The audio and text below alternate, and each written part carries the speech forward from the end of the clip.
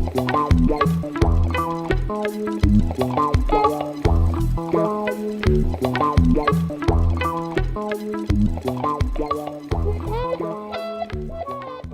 bonjour.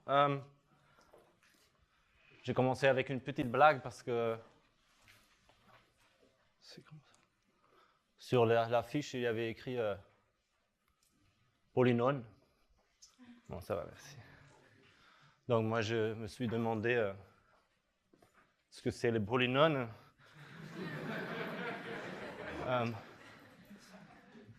Mais je ne suis pas avancé beaucoup plus que ça, donc désolé, mais je vais parler des polynômes.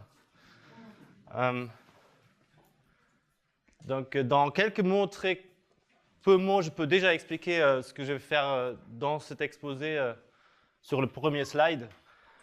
Et même si vous ratez tout le reste, si vous rappelez ça, ça c'est déjà pas mal. En fait, d'abord, c'est peut-être important de dire que ça, bon, ça c'est maths discrète, pas vraiment des applications dans mon talk. Et c'est même pas vraiment mon sujet. Il n'y a aucun résultat à moi ici dedans, c'est simplement un truc que moi j'ai trouvé très joli, que j'ai rencontré il y a un an, quelque chose comme ça dans la littérature, et c'est quelque chose que j'aimerais bien vous partager parce que c'est simplement un truc joli, je crois. Donc, ce que je veux faire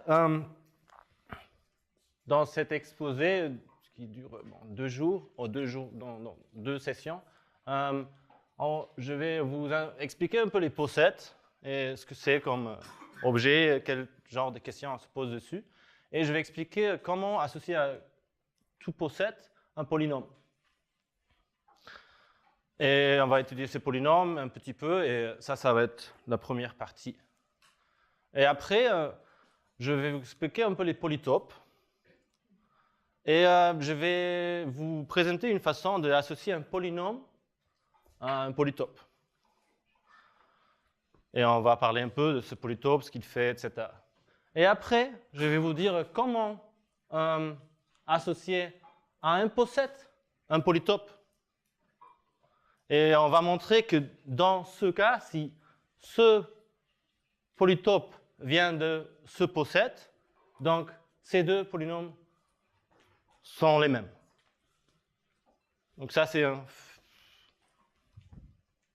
ce que je vais faire.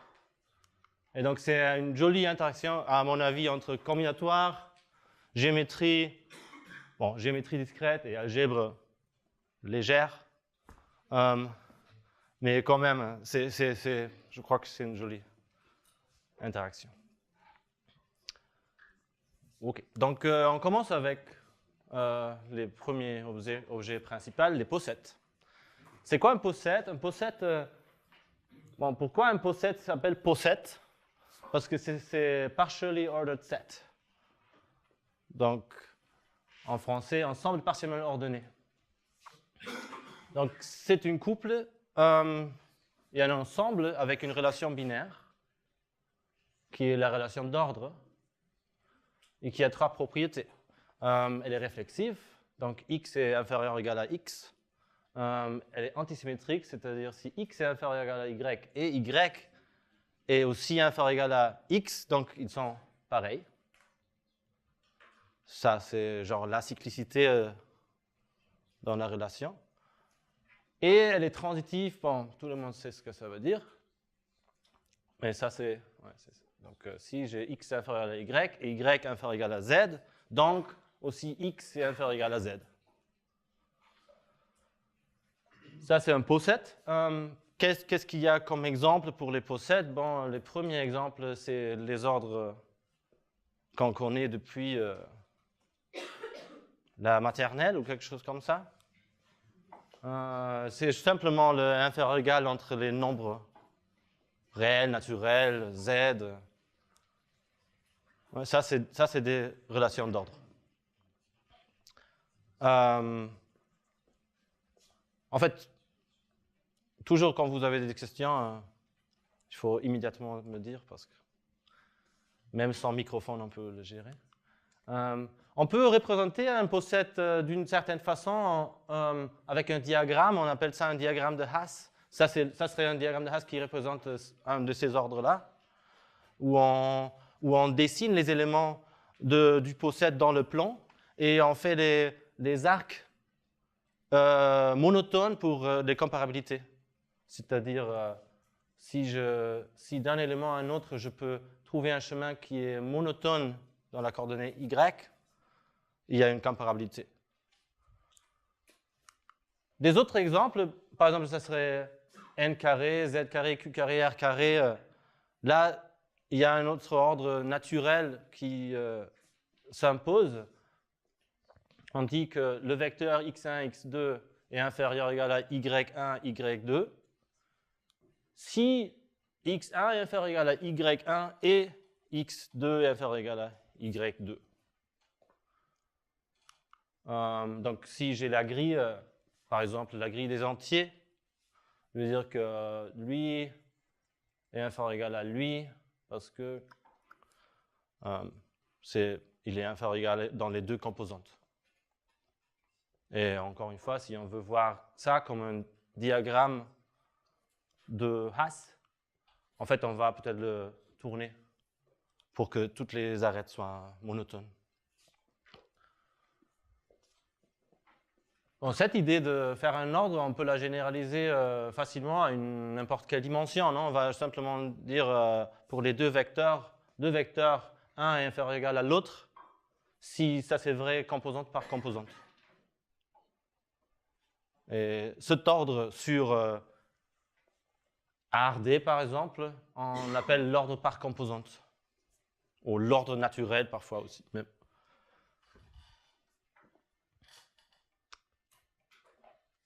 Nous, dans ce qu'on va faire ici, on va être surtout intéressé par les ordres finis, c'est-à-dire l'ensemble d'éléments est fini.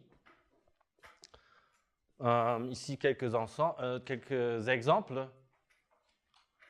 où chaque fois que si je prends le produit cartésien de deux ensembles, bon, ça va être l'ordre par composante. Donc, ça, par exemple, c'est juste 0, 1, 2 ordonné par comparaison normale, et ça, c'est une chaîne. Et ça, c'est la chaîne de longueur 3, on l'appelle C3 aussi. Au moins dans cet exposé, je vais l'appeler C3. Ça serait quoi? Ce serait, bon, j'ai 0, 0, 0, 1, 0, 2, etc. Donc, ça, c'est le diagramme de cet ordre-là. Ça, c'est un autre. Donc, ça, c'est juste quelques exemples pour des ordres finis. Ouais. Donc, encore une fois, le diagramme tout seul, il est déjà suffisant pour déterminer mon ordre modulo isomorphisme. J'ai juste, bon, peut-être les étiquettes, je m'en fous, je veux juste dire, OK, lui est inférieur ou égal à lui parce qu'il y a un chemin monotone qui m'amène du premier à deuxième. Une autre façon d'obtenir des possèdes finis, c'est l'ordre d'inclusion de quelques ensembles. Par exemple, ici, si je regarde tous les sous-ensembles de l'ensemble 1, 2, 3, et je peux les ordonner par inclusion. Ça, c'est ma relation binaire, ça, c'est simplement l'inclusion. Ça va être un possède aussi. Je peux le dessiner aussi. Bon, je n'ai pas écrit tous les ensembles ici, mais par exemple, ça, c'est le vide. Ça, c'est l'ensemble 1, l'ensemble 1, 2. Ici, on aurait l'ensemble 1, 2, 3, etc. Et bon, ça, c'est un ordre. Et en fait, c'est le même, c'est isomorphe comme ordre à l'ordre sur les vecteurs de longueur 3 binaire, ordonné par composante. Moi, je veux juste chaque sommet, chaque ensemble, je le remplace par son vecteur d'incidence. Donc ça, c'est l'ensemble 1. Donc il a un 1 dans la première coordonnée et 0 dans les autres. Par exemple, le 0, c'est le tout 0. Lui, ça serait le 1, 1, 1, etc. Donc c'est facile à voir que ça donne le même ordre. Et en fait, plus généralement, si j'ai un ensemble d'ensembles, M, et je peux cet ensemble d'ensemble, je peux l'ordonner par inclusion, ça va toujours donner un poset. Et je peux, à chaque ensemble ici, S qui est dans cet ensemble, je peux associer son vecteur d'incidence de longueur n, qui est dans une coordonnée, il va être dans la première coordonnée, par exemple, il va être 1 si cet élément est dans S et 0 sinon. Donc, l'ordre d'inclusion sur cet ensemble d'ensembles, ça va être isomorphe à l'ordre par composante sur ces vecteurs d'incidence. Ouais, c'est exactement la même chose que je viens de faire dans le cas de longueur 3. En général, ça tient aussi. Bon, une dernière façon d'obtenir, ou une autre façon d'obtenir un poset ou de trouver des exemples des posets, c'est simplement dessiner le diagramme et dire, OK, ça c'est mon poset. Donc, par exemple, ça va être, ça c'est le poset qui s'appelle le N. C'est un bon nom pour ce poset. Et lui, en fait, on va l'utiliser comme exemple pendant tout l'exposé. La chaîne, je peux juste la dessiner comme ça. L'antichaîne, ça c'est le poset où 2 à 2, tout le monde est incomparable. Ou juste dessiner n'importe quoi et dire, OK, ça c'est mon poset, je voulais un exemple, voilà un exemple. Sauf que dans cet exemple, il y a quelque chose que moi j'aime pas, et je vous ai pas vraiment dit comment ça marche avec les diagrammes de Haas, mais peut-être vous avez vu que ici, je n'ai pas dessiné cette comparabilité du plus petit au plus grand. Parce qu'en fait, dans le diagramme de Haas, on ne dessine pas des arêtes transitifs. Parce qu'ils sont redondants. Parce que je sais qu'en fait, ma relation est transitive. Donc, j'ai besoin de seulement dessiner un certain ensemble d'arcs, tels que tous les autres arcs sont induits par transitivité. Donc ici, par exemple, il y a une arête qui est innécessaire. Celle-là, parce qu'elle est déjà, cette comparabilité est déjà donnée par transitivité par ce chemin. Donc, ça serait un diagramme d'Haas. Un diagramme d'Haas, il n'y a pas des arêtes transitives. OK, bon, ça, c'est des posets. Les posets, en fait, ils ont beaucoup des applications dans la vie. C'est peut-être pas très difficile d'imaginer ça parce que bon, c'est très général et c'est très naturel de devoir ordonner des choses. Par exemple, pour moi, aujourd'hui, en préparant cet exposé, j'avais plusieurs choses à faire. Bon, je dois vous expliquer plusieurs choses. Voilà des différents sujets que je veux vous expliquer. Et il y a un certain poset. Parce que quelques sujets doivent être expliqués avant d'autres sujets.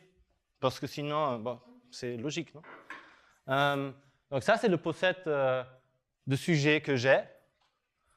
Et maintenant, il y a un autre truc, parce que ce n'est pas simplement ça ce que je dois faire en fait, en préparant mon exposé. Je dois décider dans quel ordre le faire. Ça, c'est un ordre total, cet exposé. Il n'y a pas des incomparabilités, il y a seulement un sujet avant d'un autre. Donc moi, j'ai déjà expliqué ce que c'est un poset. Et maintenant, ce que je dois faire, je dois prendre quelque chose qui est en haut des posets. En fait, chaque fois que je prends quelque chose, par exemple, mon prochain objet, ça va être des idiots. Et c'est chaque fois que je prends quelque chose, ça doit satisfaire la propriété que tout ce qu'il y avait en bas, je l'ai déjà expliqué. Ouais.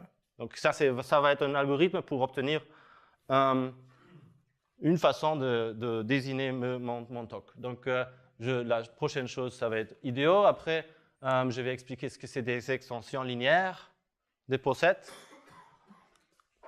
Après, je vais expliquer le polynôme d'ordre. Après, je vais expliquer la dimension d'un poset. Après, je chope un autre minimum. En fait, si vous voulez voir comme ça, chaque fois, pour choisir mon prochain sujet, je vais prendre un minimum du poset qui reste. C'est ça cet algorithme. Si j'ai effacé déjà plusieurs choses, après, je vais prendre un minimum de ce qui reste. Et ça va donner exactement une façon d'expliquer les choses. Donc, après, j'ai fait les polytopes. Après, comme exemple, l'hypercube. Après, je vais expliquer le polytope d'ordre, le polynôme d'Erhard. Et après, le maximum ici, il va avoir besoin de tout ce qu'il y avait avant. Donc, ça va être le dernier truc. Et en fait, on va voir ça encore, mais ça, c'est en fait une extension linéaire de ce poset. Une extension linéaire d'un poset, c'est un ordre linéaire total qui respecte toutes les comparabilités qui étaient présentes dans le poset du début. Après, j'ai 2 jours, non? Donc j'ai 2 sessions. Donc je dois décider, je dois couper mes sujets en 2 patates, et avec la propriété que si... Oups. Ça va être la première session. Donc, la propriété doit être si quelque chose, je l'explique dans le premier jour, tout ce qu'il y a avant, ça doit être aussi dans le premier jour. Et le deuxième jour, et le tout, ça va être le reste. Et en fait, ça aussi, c'est un truc intéressant parce que ça, c'est des idiots dans un poset. Un idéal dans un poset, c'est un sous-ensemble tel que s'il y a quelqu'un dedans, dans mon idéal, il y a quelqu'un en bas dans le poset, il doit être aussi dedans, dans l'idéal. On va définir ça formellement, mais ça, vous voyez que les 2 concepts sont très appliqués, au moins dans ma vie. Mais c'est aussi en fait évident que en sérieux, dans les processus industriels de production de je ne sais pas quoi, ça c'est des problèmes très naturels. Dans l'optimisation, dans le scheduling par exemple, des processus, c'est toujours des exceptions linéaires avec des autres paramètres d'optimisation. Ok, donc comme j'avais dit, la prochaine chose que je vais expliquer, ça va être les idiots.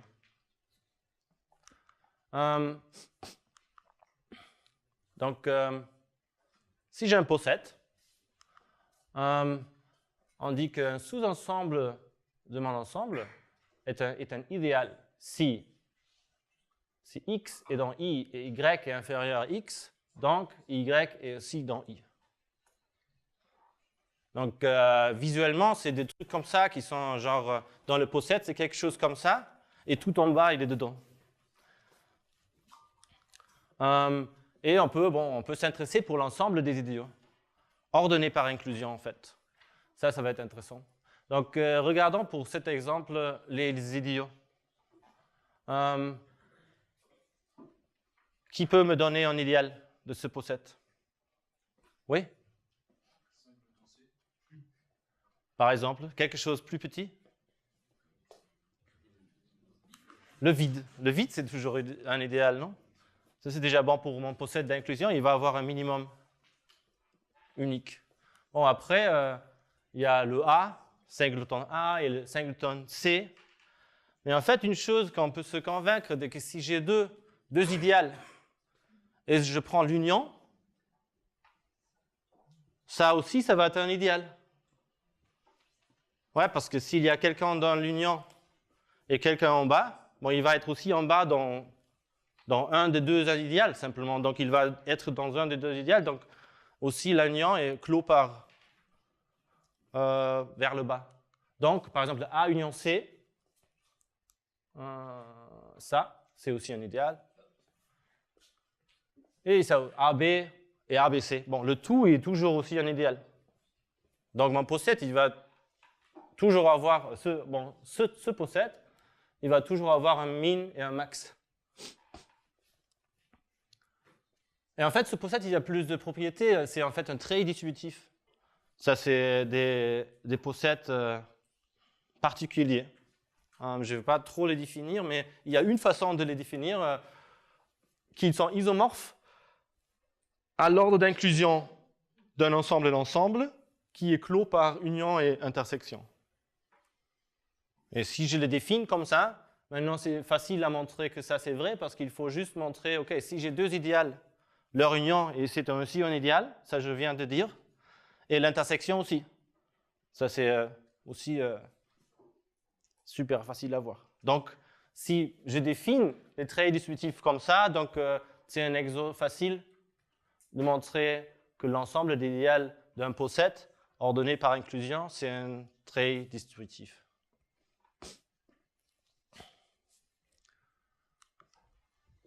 Bon, ça, ce que je viens de faire, de construire un trait distributif à partir d'un poset, c'est en fait un truc classique et très important, fondamental de la théorie des posets.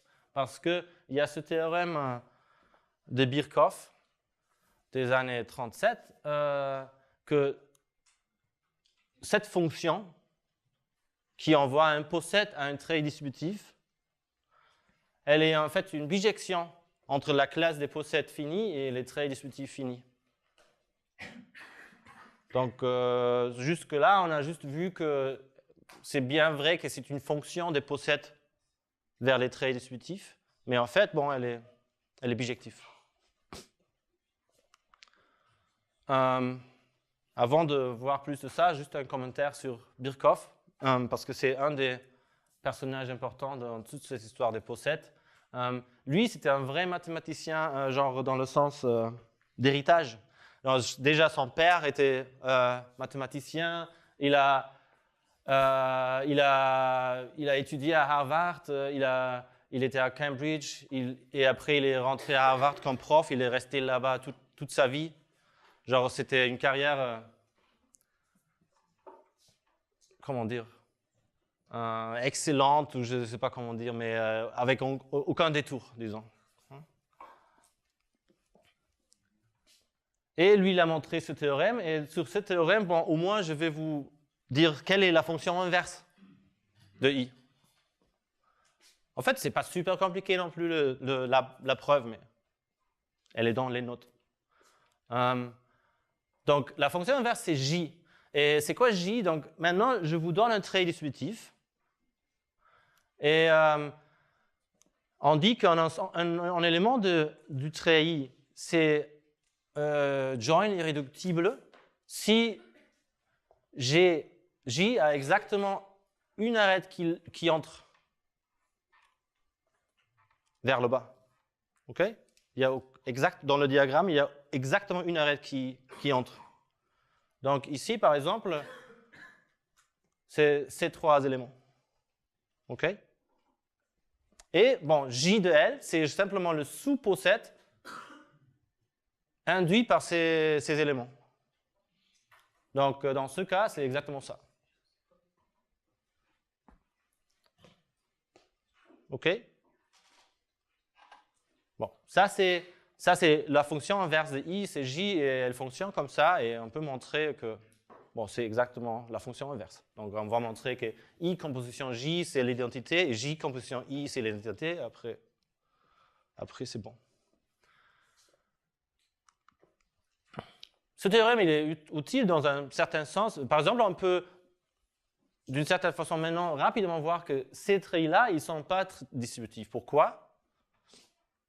Bon, parce que je peux prendre les ensembles les possets de join irréductible. Ça, c'est ces possets-là. Et maintenant, là, je peux appliquer, ça c'est la fonction J. Et maintenant, là-dessus, je peux mettre la fonction I. Et ça va me donner ce trait et ce trait, qui ne sont pas pareils à lui et lui. Donc, eux, ce n'étaient pas des traits distributifs. Ouais, parce que si ça c'était des traits distributifs, J comme position I, ça donne l'identité. Après ce théorème. OK? Si ce théorème est vrai, eux, ils ne sont pas des traits distributifs. Peut-être il y avait des façons plus faciles de le montrer,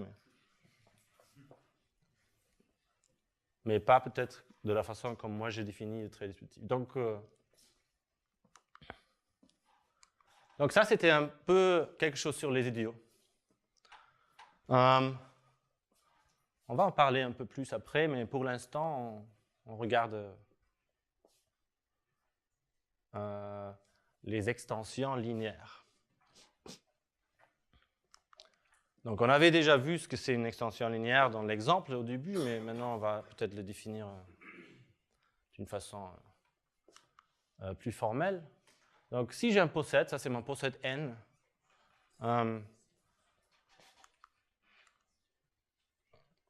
il est sur l'ensemble X. Donc, une extension linéaire, c'est une chaîne sur le même ensemble. Donc, elle a un autre ordre partiel. Donc, la relation est différente. Mais c'est une extension. Donc, linéaire parce que c'est une chaîne. Et c'est une extension parce que si X est inférieur ou égal à Y dans P, alors aussi dans la chaîne. Donc ça, c'est la définition d'extension linéaire, et c'est exactement la chose qu'on faisait au début. Je veux un ordre total qui respecte les relations de l'ordre du début. Comment je peux l'obtenir? Par exemple, on avait dit du début, on peut juste prendre des minimums. Donc je peux prendre A, c'est un minimum.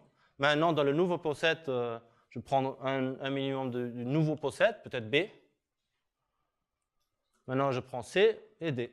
Et comme ça, j'ai trouvé un ordre linéaire qui respecte les relations du possède P. Donc, il y a plusieurs façons de voir les extensions linéaires et plusieurs façons qui peuvent être utiles dans les différents moments. La première façon, c'était extraire itérativement les minimums d'un possède. Comme ça, je vais toujours obtenir un ordre partiel, une extension linéaire, et toutes les extensions linéaires sont comme ça. Toutes eux, je peux les obtenir de cette façon. Une autre façon, c'est je peux regarder les chaînes maximales dans le trait distributif. Donc, ça, c'était mon n. Ici, j'ai le trait distributif des idéaux. Et si je regarde bon, ça, c'est vraiment le bon trait distributif, parce que si je regarde les joint irreducible, ça me donne le n.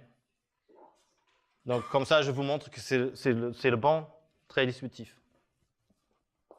Ouais. Donc, ici, je peux prendre une chaîne. Je prends une chaîne maximale, c'est-à-dire maximale par inclusion. Donc, elle saute aucun. Elle ne prend pas des relations transitives. Elle prend que des arêtes dans le diagramme. Donc, ça, c'est une chaîne ici. Et de quelle façon est-ce que ça me donne une extension linéaire? Bon, ici, chaque arête de ce treillis, elle veut dire j'avais un idéal et j'ai ajouté un élément. Et j'ai ajouté un élément, et j'ai ajouté un élément, et j'ai ajouté un élément. Et au début, j'avais aucun élément. Et à la fin, j'avais tous les éléments. Donc, c'est un ordre d'ajout de tous les éléments. Donc, c'est un ordre linéaire sur tous les éléments. Et en plus, si j'ai un idéal et si j'ajoute quelqu'un, bon, ce quelqu'un, il doit être au-dessus de cet idéal pour que ça soit encore une fois un idéal. Donc, en plus, ça respecte les ordres du possède. Donc, par exemple, cette chaîne, elle correspond à l'extension A, B, C, D, parce que j'ajoute A, B, C, D. Mais je peux faire une autre chaîne, par exemple, cette chaîne-là. Et en plus, je vais dire elle est assez proche de l'autre chaîne parce que j'ai juste changé sur un carré, un petit carré, j'ai changé le sens dans lequel je monte le carré. Ouais, donc, cette chaîne, par exemple, elle est de la façon A, C, B, D. Donc, comme j'ai juste changé, comme j'ai juste changé dans un carré ma façon de monter, dans ce mot, ça veut dire qu'au lieu de faire BC, j'ai fait CB. Ouais. Donc, aussi, si on voit ça comme des permutations, par exemple, je peux dire, OK, je mets une arête entre deux permutations si leur différence c'est seulement une transposition de voisins. C'est la même chose que dire, je mets une arête entre deux chaînes maximales si leur différence est un seul petit carré. Donc, c'est ici, par exemple, maintenant, je peux changer ce carré en haut, ou plutôt le carré en bas, ou les deux. Et maintenant, j'ai vu toutes les chaînes monotones maximales ici dedans. Donc, alors maintenant, en plus, on a dit, OK, à part de voir l'ensemble des extensions linéaires, on a en plus un graphe qui est défini sur cet ensemble, qui est un graphe très étudié. Et en fait, on va l'utiliser un petit peu après aussi. Il est toujours, c'est toujours joli d'avoir un graphe, à mon avis. Donc, par exemple, ce qu'on a vu dans le N, dans le possède N, il y a 5 extensions linéaires. Aussi, on a vu qu'il y a 1, 2, 3, 4, 5, 6, 7, 8 idéales. Ces numéros, on va les utiliser pour calculer un petit exemple après. Une autre façon de voir des extensions linéaires, c'est comme des homomorphismes. Bon, comme partout dans les maths, les homomorphismes, c'est simplement des fonctions qui préservent la structure. Donc, la définition dépend de la structure. Mais ici, un homomorphisme en général, il veut juste dire si j'ai deux possèdes, c'est une fonction du premier au deuxième, telle que si x et y sont comparables, donc x est inférieur ou égal à y dans le premier, donc phi de x va être inférieur ou égal à phi d'y dans le deuxième. Donc ça, c'est clair que ça, c'est exactement ce qu'on veut si on veut préserver la structure d'un ordre. Pour les extensions linéaires, ça va être pas n'importe quel homomorphisme, ça va être des homomorphismes à la chaîne de longueur x. Bon, si x c'est le nombre d'éléments. Et c'est clair, c'est exactement ça ce qu'on veut faire. On veut donner des étiquettes. On veut envoyer A, par exemple ça, ici on va avoir A ici, B ici, C ici, D ici. Et c'est un homomorphisme parce que s'il y avait une relation entre A et B, si A était inférieur ou égal à B, bon, dans l'image aussi, A va être avant de B. Donc, c'est exactement la même chose. Et en fait, les idéales, c'est aussi des homomorphismes. Peut-être. Donc, si je regarde un idéal dans mon possède, je peux voir ça comme un homomorphisme, mais pas la chaîne de longueur nombre d'éléments, mais longueur 2. Je veux juste dire, tous les éléments qui sont dans l'idéal, je vais les envoyer à 0, et tous ceux qui sont en haut, à 1.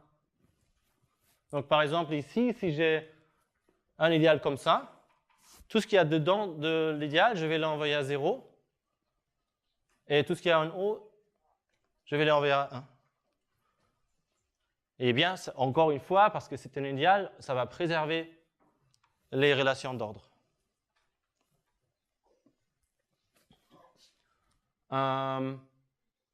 Et en fait, simplement, parce qu'après, ça va être intéressant, ce homomorphisme, il va être surjectif quand? Ouais, si seulement si l'idéal est ni le vide ni le tout. Bon, parce que le tout, il va être envoyé tout le monde à 1, et le vide, il va envoyer tout le monde à 0. Ou à l'envers, en fait. Avec cette définition, le vide va être vide, et tout ce qu'il y a en haut va être à 1. Donc le vide va être complètement envoyé à 1, et le tout va être complètement envoyé à 0. Et sinon, s'il y a une partie qui est dans l'idéal et une autre partie qui n'est pas dans l'idéal, donc ça va couvrir 0 et 1. OK, donc maintenant on a parlé déjà un peu d'homomorphisme et je veux vous donner... Bon, on est prêt pour définir le polynôme d'ordre. Donc, j'avance doucement dans mon dans mon truc.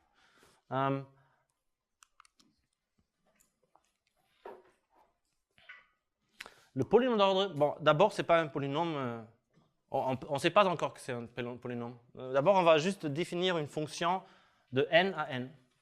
Étant donné un poset, la fonction oméga p va être une fonction de n à n. Et pour un cas donné, elle va compter le nombre d'homomorphismes de p à la chaîne de longueur k.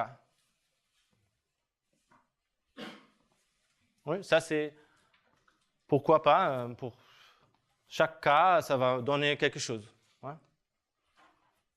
Si k est de longueur, si k est 1 par exemple, ça va toujours être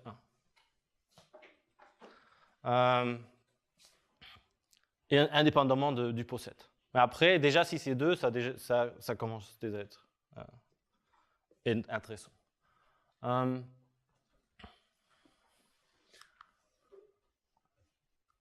Bon, ça, c'est pas un polynôme parce que en fait, c'est pas des RAR. Donc, là, ce qu'on veut montrer, en fait, pour dire que ça, c'est un polynôme, qu'est-ce que ça veut dire, ça, c'est un polynôme? On veut montrer que ça, c'est une fonction qui est définie pour tout n, et je veux montrer que ça sont des points entiers d'un polynôme de RAR. Ça veut dire que c'est un polynôme. Ça, c'est évidemment pas vrai pour n'importe quelle fonction de n à n. Ça, c'est quelque chose de très particulier. Donc, ce qu'on veut montrer, que oméga peut être étendu à un polynôme réel. Et en plus, bon, c'est quelque chose sur les coefficients. Les coefficients sont rationnels. Et on sait aussi quelque chose sur le terme constant et le terme, le premier terme, le dernier terme, je ne sais pas comment, le nème terme. En fait, le degré va être le nombre d'éléments du poset.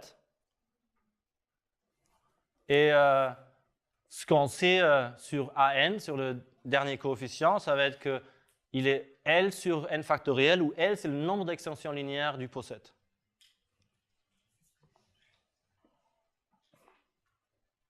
Ouais. C'est pas très difficile de montrer ça, donc on va le faire. Pour ça, on va simplement réécrire ce polynôme d'une certaine façon. On va dire epsilon i, c'est le nombre d'homomorphismes surjectifs de P à la chaîne de longueur i. OK? Donc avec ça, ça c'est déjà vrai. Pourquoi? Parce que pourquoi cette égalité est vraie? Parce que pour un cas donné, bon, je veux compter le nombre d'homomorphismes de P à la chaîne de longueur K. Comment je peux décrire un homomorphisme comme ça? Bon, je peux d'abord regarder ceux dont l'image est de taille i, ouais, parce qu'ils ne sont pas forcément surjectifs, ces homomorphismes. Donc, même si j'envoie quelque chose à une chaîne de longueur K, l'image peut avoir taille i plus petit. Donc, je vais regarder tous ceux dont l'image est de taille i. Et comment je peux compter E? Donc, E, c'est simplement, j'envoie le poset surjectivement à une chaîne de longueur i. Et après cette chaîne de longueur i, je la plonge injectivement dans la chaîne de longueur k. C'est ça. Donc, et ça, c'est maintenant facile parce que, OK, ça, je ne sais pas le compter vraiment, mais je l'appelle epsilon i, le nombre de choix que j'ai ici. Donc, je m'en fous parce que ça ne dépend pas de k. Ça, c'est une constante pour montrer que ça, c'est un polynôme. Donc, et le deuxième, bon, si je veux mettre une chaîne de longueur i dans une chaîne de longueur k, bon, c'est simplement i parmi k, parce que pour le premier, je dois choisir une position ici dedans, pour le deuxième, une position qui est plus grande, etc. Donc, si je décris les homomorphismes de cette façon, le nombre d'homomorphismes dans l'image est de taille i est simplement epsilon i fois i parmi k. Mais ça, c'est un polynôme parce que ça, c'est ça. C'est un polynôme en k. Justement, parce que epsilon i ne dépend pas de k. Donc, c'est peut-être une fonction compliquée, mais elle ne dépend pas de k. Donc, OK. Donc, on a déjà montré, c'était pas très difficile.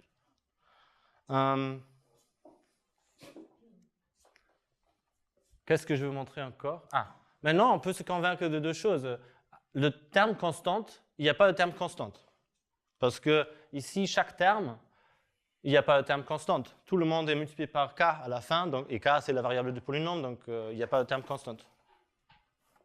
Et ça, c'est la somme de polynômes. Genre, pourquoi est-ce que c'est un polynôme? Parce que c'est la somme des polynômes. Somme des polynômes est un polynôme. Chaque terme est un polynôme avec a0 égale 0. Donc, dans le tout aussi, a0 égale à 0. Et c'est quoi le an? Donc ça, c'est dans le seul terme ici où j'ai ce produit est longueur n.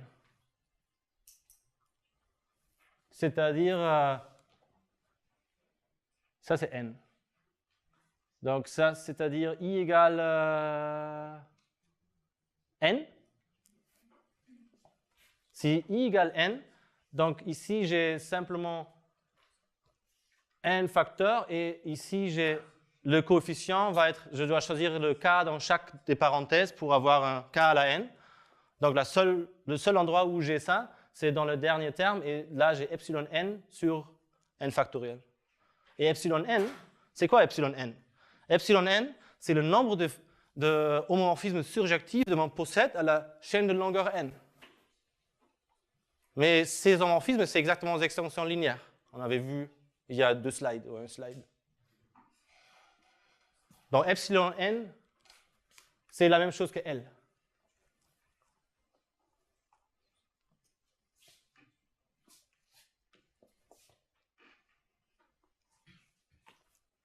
Ouais, ça, là, à cet endroit-là, c'est utile d'interpréter les extensions linéaires comme des homomorphismes surjectifs.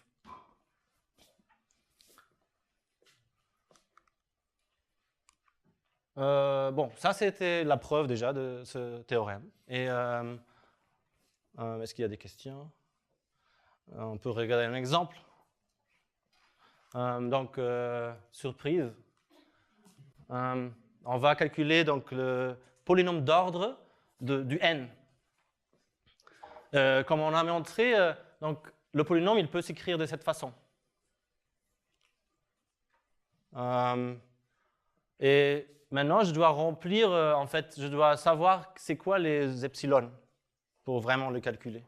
Donc, il y a 3 parmi les 4 qui ont déjà fait. Parce que, bon, E1, c'est le nombre de homomorphismes surjectifs à la chaîne de longueur 1. Il y en a 1. OK? Donc, epsilon 1, c'est 1. Epsilon 2, donc, c'était les homomorphismes surjectifs de mon poset à la chaîne de longueur 2. On avait dit que ça, c'est exactement les idiots, sauf le tout et le vide.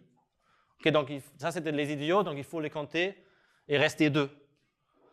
Et ça, c'est 6, j'espère. Ouais. Et aussi, le E4, comme on avait dit, on le connaît parce que ça, c'est, encore une fois, ça, c'est donc c'est les homomorphismes surjectifs à la chaîne de longueur 4. Mais comme ce poset, il est de taille 4, c'est exactement les extensions linéaires. Et les extensions linéaires de lui, on les avait déjà énumérées aussi. Donc c'est 5. Donc il nous manque déterminer epsilon 3. Et là, moi je ne connais pas une particulière bonne interprétation de ça, il faut simplement le faire. Donc qu'est-ce qu'on peut faire ça doit être, alors, on veut envoyer à l'ensemble 0, 1, 2 d'une façon surjective et que ça préserve l'ordre. Donc, je vais énumérer un peu les cas. Donc, on peut, si on envoie A et C à 0, on doit encore couvrir 1 et 2 pour que ça soit surjectif. Donc, on peut faire ou 1, 2 ou 2, 1. Donc, ça me donne deux façons de le faire si j'ai 0, 0 en bas. Alors, si j'ai 1, 0 en bas, il me manque simplement couvrir le 2. Et en fait, toutes les façons de le faire sont viables. Par exemple, 1, 2, c'est bon parce que le 2, il est au-dessus de ces deux, et le 1 est au-dessus de ce 1. Il n'y a pas de contraction avec l'ordre. Je peux faire, ici en haut, je peux faire 1, 2, 2, 1, 2, 2. Tout ça, ça va marcher. Donc ça, c'est 3. Si j'ai 0, 1 en bas, bon, là, par exemple, je peux envoyer lui à 0 et lui à 2. Une chose que, par exemple, je ne pourrais pas faire, parce que ça doit être un homomorphisme, je ne peux pas envoyer lui à 0. Non? Parce que ça contradisait cette relation d'ordre, parce que lui, il va à 1. Ça, c'est la contrainte d'homomorphisme. Donc, mais je peux faire 0, 2, 1, 2, 2, 1, 2, 2, tout ça, ça c'est des homomorphismes surjectifs. Donc, il y en a 4. Et qu'est-ce que je peux faire si j'ai 0, 2? Bon, pas trop, parce que lui, forcément, je dois l'envoyer à 2, parce que lui, il est 2, et lui doit être supérieur ou égal. Bon, et lui, je dois l'envoyer à 1, parce que ça doit être surjectif. Donc, il y en a 1. Donc, en total, il y en a 10. Donc, ça, c'est mon polynôme d'ordre. Et maintenant, vous voyez, l'espace de polynômes vectoriels, c'est une base très, très jolie et importante de l'espace vectoriel des polynômes, des coefficients polynomiels. Mais bon, pas tout le monde l'aime. Donc, je peux aussi transformer ça dans un polynôme dans la base standard, quoi. Et on voit que le coefficient constant est 0, par exemple. On voit aussi que tous les coefficients sont rationnels. Bon, ça, je n'ai pas vraiment prouvé dans la preuve, mais c'était. Et on voit aussi, en fait, qu'ici, ça, c'est le nombre d'extensions linéaires sur 4 factoriels. Donc, au moins, dans l'exemple, le théorème est encore vrai. Mais en fait, en calculant l'exemple, j'ai fait tellement d'erreurs, et seulement avec l'aide du théorème, je me suis rendu compte des erreurs. Ouais. C'est moi qui mal compris, le k parmi 4, le 4 parmi 4, ça va pas nous donner un k puissance 4 exactement. On va avoir un k-3, k-2, k-1. Ah oui, oui, mais le k puissance... Non, mais c'est... il y a des k puissance 4 ici. Attends. Ça, c'est le terme n ici, non? Donc, il y a comme coefficient, il y a déjà ça. Ça, c'est le 5 sur... ça, c'est le 5. Mais j'ai pris ce i factoriel qui est dans le coefficient binomial en bas. Et sinon, c'est juste un k puissance 4. De chaque parenthèse, il y a 4 parenthèses dans ce cas. Je prends le k, le k, le k, le k. Oups.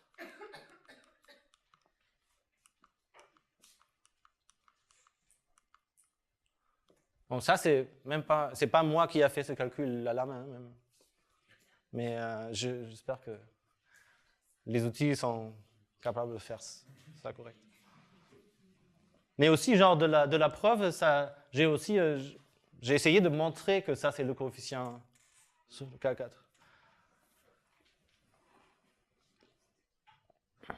OK. Peut-être une question ouverte qui est... bon, moi, j'ai essayé de faire ça et je n'ai pas réussi. Et ça serait vraiment intéressant pour plusieurs personnes, pas que moi, montrer ou répondre à cette question. Ici, on voit que les coefficients ne sont pas seulement rationnels, ils sont aussi positifs. Et on sait que ce n'est pas vrai pour tous les possets. Il y a des possets où les coefficients deviennent négatifs. Mais dans cette classe de possets, c'est conjecturé que les coefficients sont toujours positifs. Zigzag, ça veut dire, bon, ça veut dire ça, non? J'ai un zigzag et le n, par exemple, c'est un zigzag. Et dans ce cas, c'est vrai qu'ils sont tous positifs. On va vérifier ça. Mais généralement, c'est ça. J'ai une certaine possède zigzag. Ça veut dire c'est un zigzag et j'ai subdivisé peut-être quelques décomparabilités. J'ai remplacé avec des chaînes d'une longueur arbitraire. Et si ça serait faux, ça serait un contre-exemple à une conjecture importante. Ça devrait être vrai, mais cette conjecture est tellement dure que même ce cas particulier est ouvert. Donc s'il y a des motivés parmi vous, ça c'est un truc, ça serait un truc pas mal. Il y a une autre description de polynôme d'ordre. Donc encore une fois, la même fonction, mais on veut peut-être la représenter d'une autre façon. Nous avons déjà vu deux façons de la représenter, bon, avec deux bases de l'espace de polynômes. Bon, ici avec la base des coefficients binomiels, et ici on a juste simplement traduit ça dans la base standard. Il y a un autre truc qui est assez joli. Pour faire ça, étant donné mon possède, je regarde le graphe d'extension linéaire. Et là-dedans, je fixe une extension linéaire, peu importe laquelle, une. Et maintenant, donc là, j'ai fixé cette extrémité. Et maintenant, pour chaque L, pour chaque extension linéaire dans mon graphe, je compte combien d'arêtes elle a vers cette extension linéaire. Genre des arêtes qui sont des premiers pas dans un plus court chemin vers lui. Donc, par exemple, lui, il a 2. Eux, tous les trois ont seulement une arête vers F, parce que cette arête, elle s'éloigne. Donc là, c'est 3 qui ont le valeur 1, et bon, elle-même a la valeur 0. Et maintenant, on définit une séquence qui, pour chaque i, compte le nombre de L avec i arête vers F.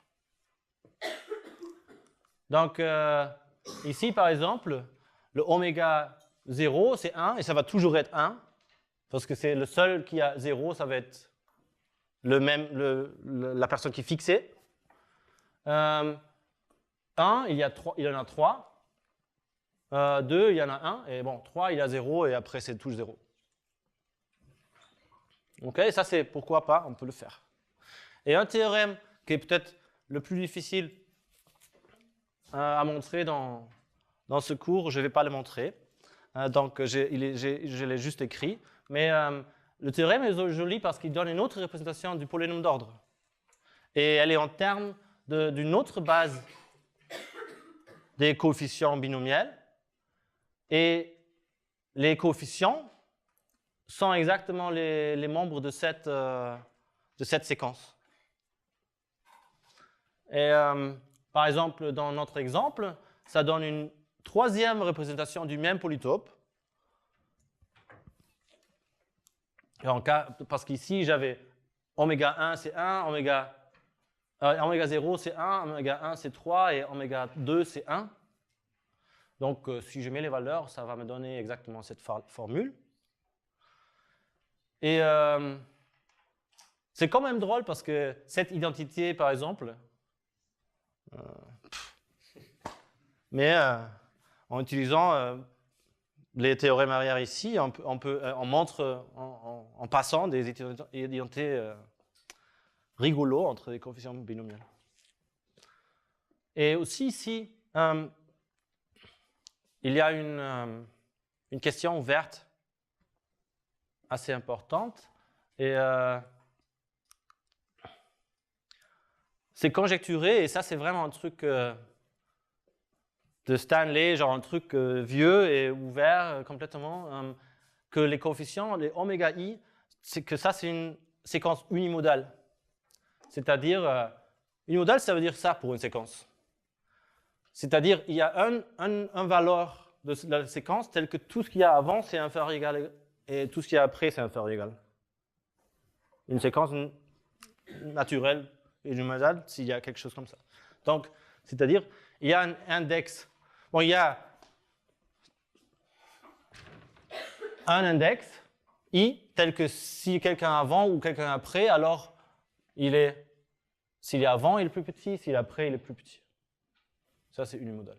Et la séquence oméga, elle est conjecturée d'être unimodale pour tous les possets. Dans le cas du problème avant, on savait que pour quelques possets, c'est faux. Ici, c'est ouvert pour tous les possets, et c'est bien possible que ce soit faux pour quelques possets aussi. Dans notre cas, c'est vrai, parce que ça, c'est bien une séquence unimodale, parce que j'ai 1, 3, 1. C'est bon. Et généralement, ça, c'est aussi déjà ouvert pour les possets zigzag. Et c'est joli comme problème parce que d'une certaine façon, bon, c'est un problème qui vient un peu de l'algèbre. Il y a certaines raisons pour lesquelles les gens pensent que ça doit être unimodal, mais il y a une interprétation complètement combinatoire de cette séquence pour laquelle j'ai simplement que besoin de regarder le graphe d'extension linéaire de mon posset et étudier ses valeurs. Et bon, de cette façon, on peut essayer d'attaquer ce problème. On n'a pas besoin de vraiment entrer dans les détails de comment calculer ce polynôme, etc.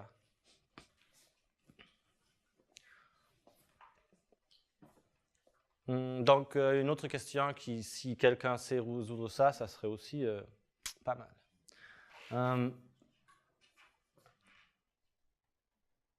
Aussi, dans ce problème, il y a des façons de calculer ça avec un ordi. Donc, là, c'est beaucoup plus probable qu'on va trouver des contre-exemples aussi. Donc, bon, il y a déjà évidemment des gens qui l'ont fait, mais on numérait des possets qu'on croit qui peut-être sont des bons contre-exemples et on calcule les oméga et on essaye de trouver une séquence qui n'est pas unimodale. Et si on trouve quelque chose comme ça, il y a beaucoup de gens qui vont écouter. Ok, peut-être ça, c'est tout ce que je veux parler sur le polynôme d'ordre. Et je fais une petite autre histoire. La dimension d'un posset.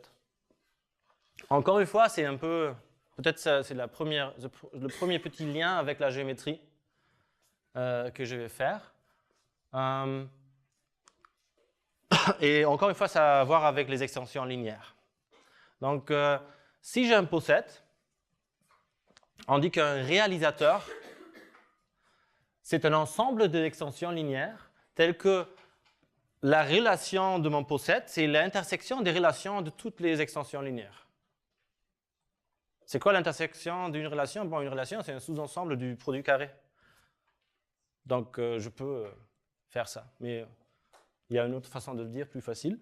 Ça veut dire, si x, y sont incomparables dans x, donc il doit y avoir deux extensions linéaires dans mon réalisateur, telles que une met x avant d'y, et une autre, y avant x. Donc, c'est des extensions linéaires. Donc, si les deux sont comparables, toutes les extensions vont faire la même chose, parce qu'ils doivent respecter ça. Mais s'ils sont incomparables, il doit y avoir une qui le fait comme ça et une autre qui le fait comme ça. Et dans ce sens, le posset est l'intersection de toutes les extensions linéaires. Et moi, je cherche un réalisateur, et évidemment, si on parle de dimensions, ce qu'on veut, on veut un réalisateur petit. Le n. Donc, qu'est-ce que je dois faire dans le n? Bon, qu'est-ce qu'il y a comme incomparabilité? Il y a toutes ces trois incomparabilités. Ouais. Et si, par exemple, je prends l'extension linéaire ABCD, j'ai AC, j'ai mis dans cet ordre, BC dans cet ordre et BD dans cet ordre. Déjà. Mais tous les trois, je dois les mettre dans l'autre ordre encore. Et c'est bien si je fais CA, alors est-ce que c'est bon? CA, DB, c'est aussi une extension linéaire, et elle renverse toutes ces relations. Donc ça, c'est un réalisateur de mon poset. Bon, et la dimension d'un poset, c'est la taille minimum d'un réalisateur. Donc je sais déjà que la dimension du n, c'est au plus 2. Parce que moi, j'ai un réalisateur de taille 2. Est-ce que ça peut être 1? C'est quoi les posets de dimension 1? C'est les chaînes. Ouais. Avec un seul extension linéaire, je peux réaliser aucune incomparabilité. Donc, ils doivent tous être comparables. Donc, c'est les chaînes. Donc, comme le n n'est pas une chaîne, la dimension de n, c'est vraiment égal 2.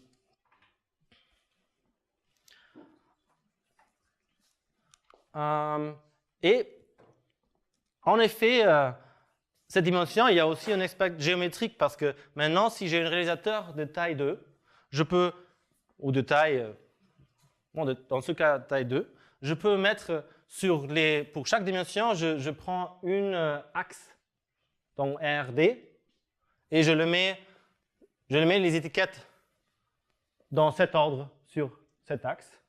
Et maintenant, je peux mettre chaque point, par exemple, A, je le mets sur AA, C, je mets sur CC, D sur DD, et B sur BB. Et maintenant, je peux regarder l'ordre par composante de cet ensemble de points. Ouais, par composante, ça veut dire quoi, en fait? Ça veut dire, dans R2, ça veut dire que si un point est ici, tout ce qu'il y a en haut de lui, c'est exactement ce quadrant positif. Ça, c'est la comparabilité par composante. Donc, ces 4 points, ils donnent exactement ce poset, et c'est exactement le n. Donc, il y a cette réalisation, ou cette interprétation géométrique de la dimension d'un poset qui veut en fait dire un poset est de dimension d, si seulement si je peux le plonger dans RD, les points, tels que leur ordre par composante reproduit exactement le poset. Donc ça, c'est la dimension dans le poset, et ça, c'est comment on fait la construction. Ouais. Donc ça, c'est une direction de la preuve, c'est ça. On commence avec le réalisateur, et on met les différentes extensions linéaires sur différents axes de l'espace, et ça me donne une recette comment le plonger, et après, il faut simplement montrer que ça, c'est exactement le poset. Mais avec cette idée, ça découle immédiatement. Donc,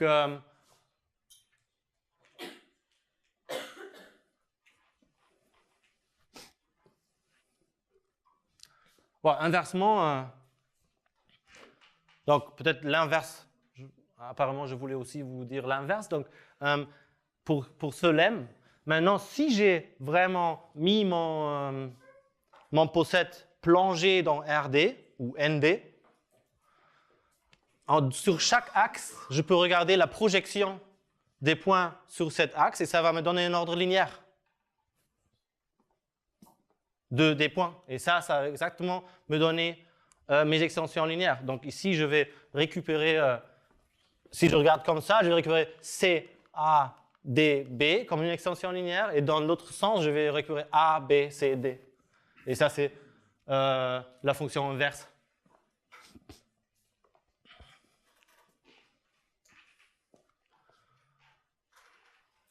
Par exemple, l'antichaîne a aussi dimension 2, on peut toujours la plonger comme ça. Donc, ce n'est pas quelque chose qui dépend de la taille de l'antichaîne dedans dans mon poset.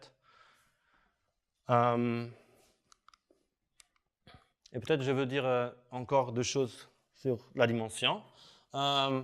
Qu'est-ce que je veux dire? Je veux dire que c'est un paramètre intéressant, dans le sens... peut-être parce qu'ici, on pourrait dire, OK, dimension 1, c'est les chaînes. Donc, si peut-être je montrais qu'il y a des dimensions arbitrairement grandes, il y a des possèdes de dimensions arbitrairement grandes, je peux penser, ah, OK, si la chaîne est dimension 1, peut-être l'antichaîne va avoir dimension arbitrairement grande. Et ça, c'est juste pour dire que ça, c'est totalement faux, parce que antichaîne est dimension 2. Je viens de me rappeler pourquoi j'avais mis l'antichaîne. Mais quand même, c'est vrai. Donc, c'est la dernière chose que je vais vous montrer aujourd'hui, je crois. Donc, je veux montrer qu'il existe, pour chaque n, il existe un possède de dimension n. Et il a quel... Ça, c'est ce possède. Il s'appelle Sn. Et en fait, c'est bizarre parce que donc, j'ai n éléments A et n éléments B. Et les A sont des minimums, les B sont des maximums. Et AI est inférieur à tous les BI sauf BI. Genre, lui, il est AI est inférieur ou égal à tous les BJ sauf si J égale I. OK? Donc, ce possède, il s'appelle l'exemple standard. Ça, c'est son nom dans la littérature. Parce qu'il est toujours un bon contre-exemple pour toutes les choses dans la théorie des possèdes. C'est bizarre, mais c'est toujours lui. Donc, souvent lui. Donc, il s'appelle l'exemple standard de taille n. Qu'est-ce que je veux montrer? OK, je veux montrer que la dimension est au plus n. Donc, ça, c'est le même possède. Je veux dire, je sais que il doit avoir une extension linéaire qui met BI avant de AI. Ouais. Parce qu'ils sont incomparables. Donc, ils doivent être même dans les deux sens. En particulier, il doit y avoir une qui fait BI avant de AI. Donc, ça, c'est un AI. Et ça, c'est un AI. Et ça, c'est un BI. Je l'ai bougé un peu. Et je dois mettre une relation dans cette extension linéaire. Il doit avoir une relation entre les deux. Ouais. Mais ça, maintenant, par transitivité, ça me fait que tous les autres AI sont avant de tous les autres BI. Par transitivité. Donc, par transitivité, en fait, l'extension linéaire va être une extension linéaire de ce possède, après d'avoir choisi ça. Mais tous eux, ils sont déjà avant de tous eux. Donc, pour les autres extensions linéaires, pour un autre J, j'ai besoin d'une autre extension linéaire pour réaliser ce couple-là. OK? Bon, il y en a n. Il y en a n de ce couple. Tac, tac, tac, tac, tac. Donc, j'ai dimension au moins n.